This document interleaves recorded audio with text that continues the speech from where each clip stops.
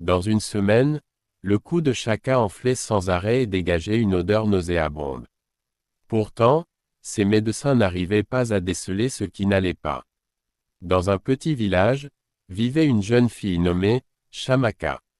Shamaka était une très belle jeune fille qui avait passé la majeure partie de sa vie à vivre avec ses parents au village. Ses parents étaient de pauvres agriculteurs qui avaient tout fait pour s'assurer que Shamaka reçoive la meilleure éducation possible.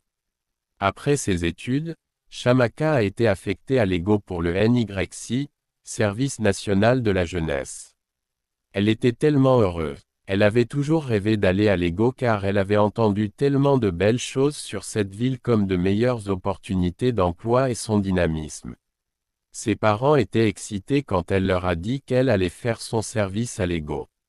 Chaque nuit, Shamaka rêvait de vivre une grande vie à l'EGO. Quand elle se réveillait, elle serrait ses oreillers très fort en souriant. Je vais trouver un emploi bien rémunéré et vivre la vie de mes rêves tout en prenant bien soin de mes parents, pensait-elle en souriant.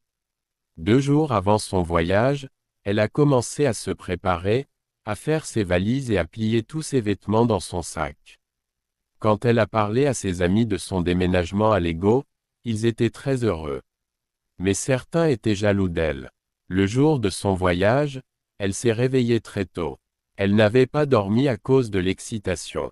Elle a pris un bain et a enfilé son uniforme du NYC. Ses parents l'ont bénie ce matin-là et lui ont donné un peu d'argent qu'ils avaient gagné en vendant du bois de chauffage la veille. Elle est allée au parc et est montée dans un bus. Le voyage a duré presque 5 heures. Elle était assise dans le bus, regardant les gens vaquer à leurs occupations. Shamaka est arrivée à l'AGOE, star dans la soirée. Il faisait déjà nuit partout. Shamaka était complètement perdue et ne savait pas où loger. Elle a pensé à prendre une chambre dans un hôtel très bon marché pour la nuit, afin de pouvoir se rendre à son camp du NYC le lendemain matin. Sur le chemin de l'hôtel, une wagon blanche s'est arrêtée derrière elle. « Bonjour, jolie dame, où allez-vous à cette heure-ci » a demandé une voix depuis la voiture. Shamaka s'est retournée et a vu une femme très belle et chic.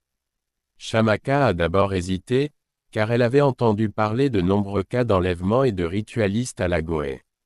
Mais cette femme semblait très calme et convaincante. « Je m'appelle Shamaka. Je viens d'arriver à l'AGOE.